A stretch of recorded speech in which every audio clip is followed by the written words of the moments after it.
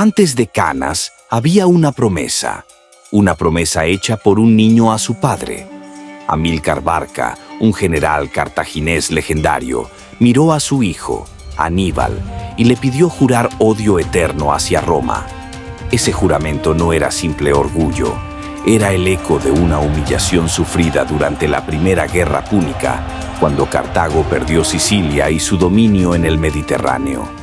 Aquel niño, Aníbal, creció con un único propósito: vengar a su pueblo y destruir a Roma.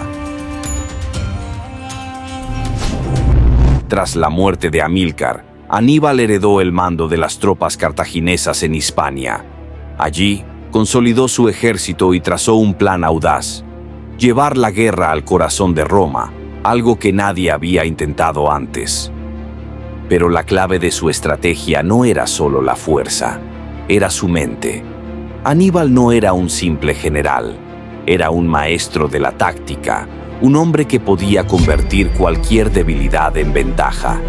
Con solo 26 años, cruzó los Alpes en una de las hazañas más impresionantes de la historia, desafiando a la naturaleza y a la lógica militar. En su camino hacia Italia, ya había derrotado a los romanos en Trebia y en el lago Trasimeno, pero nada preparó al mundo para lo que sucedería en Canas.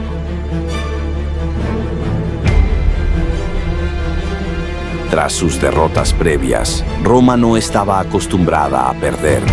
Había creído en su invencibilidad, en su superioridad numérica, pero Aníbal desmanteló esa ilusión. Con cada victoria, su nombre se convirtió en una sombra que acechaba a los romanos. Sin embargo, la República no se rendía. Decidieron reunir el mayor ejército jamás desplegado en su historia. 80.000 hombres, liderados por 2 cónsules, Lucio Emilio Paulo y Cayo Terencio Varrón. Pero había un problema. Los cónsules no compartían la misma visión. Emilio Paulo, cauto y experimentado, prefería una estrategia defensiva. Varrón, impulsivo y confiado, quería un enfrentamiento directo. Era una división que, sin saberlo, jugaría a favor de Aníbal. Aníbal, con un ejército mucho menor, sabía que no podía vencer en un enfrentamiento convencional, pero tampoco lo necesitaba. Para él, la guerra era un tablero de ajedrez, y Roma estaba a punto de caer en su trampa. El 2 de agosto de 216 a.C., bajo un sol abrasador, los ejércitos se enfrentaron en las llanuras de Canas. Los romanos formaron una pared impenetrable de escudos y lanzas, confiando en su superioridad numérica. Frente a ellos, el ejército de Aníbal parecía una fuerza menor, con un centro débil formado por galos e íberos. Pero las apariencias engañan. Aníbal colocó a sus mejores tropas en los flancos, la infantería africana y su caballería, liderada por Asdrúbal. En el centro, sus tropas más débiles actuaron como carnada, retrocediendo intencionalmente para atraer a los romanos hacia el corazón de la trampa. La caballería cartaginesa flanqueó rápidamente a los romanos, eliminando a su caballería y cerrando el círculo. La trampa había funcionado a la perfección. Los romanos, comprimidos y sin espacio para maniobrar, fueron masacrados. En pocas horas, lo que era el orgullo de Roma se convirtió en una pila de cadáveres. El campo de batalla se convirtió en un río de sangre. Más de 50.000 romanos murieron en un solo día, una cifra inimaginable. Los gritos de los soldados, el choque de las espadas y el caos absoluto resonaron durante horas. Los pocos sobrevivientes huyeron perseguidos por la caballería númida. Para Aníbal, esta no era solo una victoria, era una declaración al mundo de que Roma no era invencible. Pero para los romanos fue un golpe devastador, uno que los marcaría durante generaciones.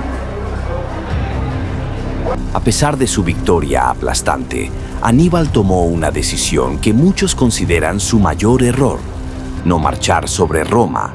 Aunque sus generales le instaron a atacar la ciudad, Aníbal respondió con una frase que resonaría en la historia: sé cómo ganar batallas, pero no cómo aprovecharlas.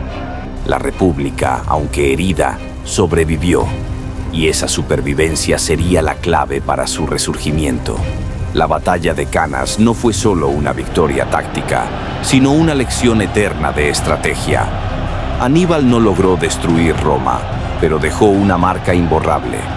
Su táctica de envolvimiento sigue siendo estudiada hoy en día, desde academias militares hasta mesas de estrategia en conflictos modernos. En Canas, la guerra se convirtió en arte, y Aníbal, aunque no conquistó Roma, se ganó un lugar en la historia como uno de los mayores estrategas que el mundo haya conocido. La historia de Aníbal nos recuerda que incluso los imperios más poderosos pueden ser desafiados por la valentía, la estrategia y la determinación, pero también nos enseña que la grandeza no se mide solo por las victorias, sino por el legado que dejamos atrás. Roma aprendió de esta derrota y el mundo no volvió a ser el mismo. Si disfrutaste este viaje por la historia, no olvides suscribirte a Echoes of Time para explorar más relatos que dieron forma a nuestro pasado. Gracias por acompañarnos y ser parte de este canal. Nos vemos en el próximo capítulo de la historia.